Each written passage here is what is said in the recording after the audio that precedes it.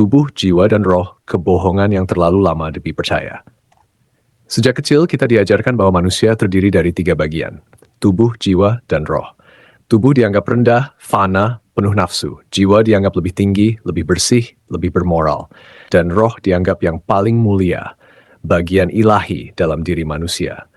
Kita tidak pernah mempertanyakan ini, kita hanya menghafalnya. Dan semakin sering kita mengulangnya, semakin ia terdengar seperti kebenaran. Padahal tidak ada satupun dari kita yang pernah melihat batas antara ketiganya.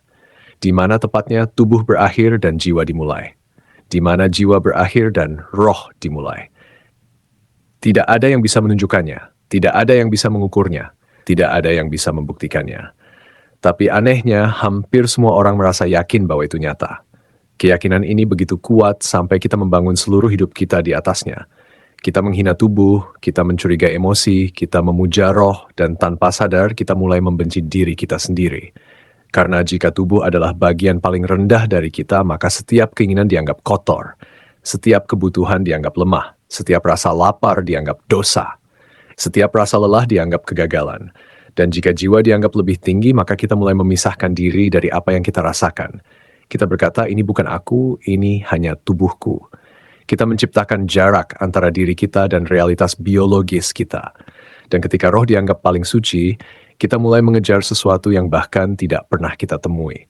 Manusia menjadi makhluk yang terpecah. Dan makhluk yang terpecah selalu mudah dikendalikan. Dalam cara berpikir Spinoza, pemisahan ini tidak masuk akal. Ia bukan hanya salah, ia mustahil. Karena tidak ada 3 realitas, tidak ada 3 tingkat keberadaan. Yang ada hanya satu, alam itu sendiri. Dan manusia bukan makhluk istimewa yang berada di atasnya. Manusia adalah ekspresi dari alam. Tubuh bukan wadah jiwa. Jiwa bukan pengemudi tubuh. Roh bukan pengawas dari atas. Itu semua adalah cara berbeda untuk menggambarkan satu proses yang sama. Pikiran bukan sesuatu yang berada di dalam tubuh. Pikiran adalah apa yang tubuh lakukan ketika ia berfungsi pada tingkat tertentu. Kesadaran bukan cahaya ilahi. Ia adalah fenomena biologis yang sangat kompleks. Dan justru karena itu ia luar biasa. Tapi manusia tidak puas dengan luar biasa. Mereka ingin sakral. Mereka ingin percaya bahwa ada sesuatu dalam diri mereka yang tidak bisa disentuh hukum alam. Sesuatu yang tidak bisa mati. Sesuatu yang tidak bisa dijelaskan. Karena jika semuanya bisa dijelaskan, maka kita tidak lagi merasa dipilih. Dan manusia sangat ingin merasa dipilih. Pembagian tubuh jiwa roh bukan lahir dari penemuan ilmiah. Ia lahir dari kebutuhan emosional, kebutuhan untuk memisahkan diri dari dunia, kebutuhan untuk merasa lebih tinggi dari alam, kebutuhan untuk merasa aman dari kematian. Tapi setiap kali kita memisahkan diri dari alam, kita juga memisahkan diri dari kenyataan. Dan dari situlah penderitaan dimulai. Ketika kita membenci tubuh, kita mulai hidup melawan diri sendiri. Ketika kita mencurigai emosi, kita kehilangan kemampuan memahami apa yang kita rasakan. Ketika kita mengejar roh, kita kehilangan pijakan. Manusia menjadi makhluk yang selalu ingin berada di tempat lain. Tidak pernah di sini, tidak pernah sekarang, tidak pernah di dalam tubuhnya sendiri. Kita diajarkan bahwa yang spiritual itu tinggi dan yang jasmani itu rendah. Tapi siapa yang memutuskan ini dan atas dasar apa? Tubuh memungkinkan kita berpikir.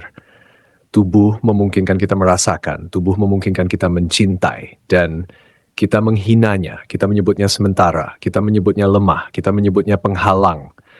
Padahal tanpa tubuh tidak ada satupun dari hal-hal yang kita anggap mulia itu. Tidak ada cinta tanpa sistem saraf. Tidak ada makna tanpa otak. Tidak ada refleksi tanpa jaringan biologis. Roh tidak pernah menangis. Roh tidak pernah tertawa. Roh tidak pernah menderita. Yang menderita selalu tubuh. Dan ironisnya justru tubuh yang kita hina itulah yang menanggung semua beban eksistensi. Pembagian ini juga membuat kita membenci dunia.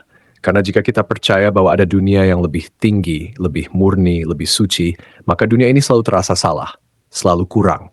Dan orang yang merasa dunia ini salah akan selalu ingin mengubahnya dengan cara apapun, bahkan dengan kekerasan.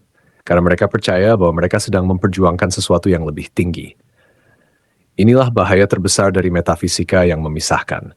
Ia membuat manusia merasa berhak atas kebenaran yang tidak bisa diuji.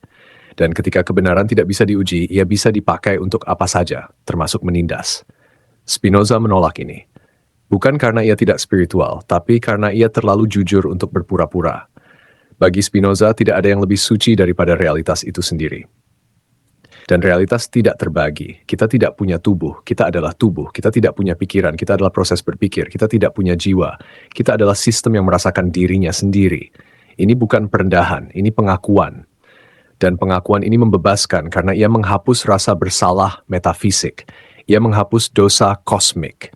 Ia menghapus rasa bahwa kita harus menjadi sesuatu yang lain untuk layak hidup.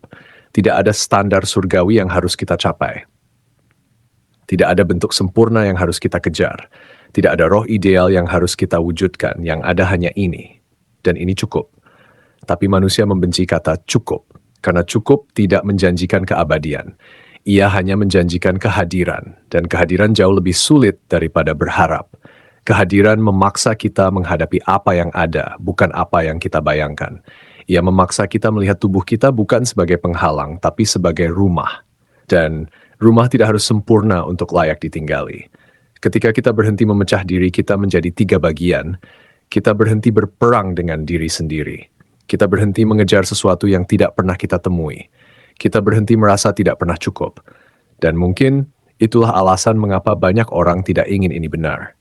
Karena jika ini benar, maka tidak ada lagi alasan untuk membenci diri sendiri secara metafisik. Tidak ada lagi alasan untuk merasa rusak secara kosmik. Tidak ada lagi alasan untuk menunggu dunia lain, yang ada hanya hidup. Dan hidup tidak datang dalam bentuk suci. Ia datang dalam bentuk proses, kacau, tidak stabil, tidak sempurna, dan itu bukan cacat, itu sifatnya. Penutup, manusia tidak menderita karena ia terlalu duniawi, tetapi karena ia menolak menjadi bagian dari dunia.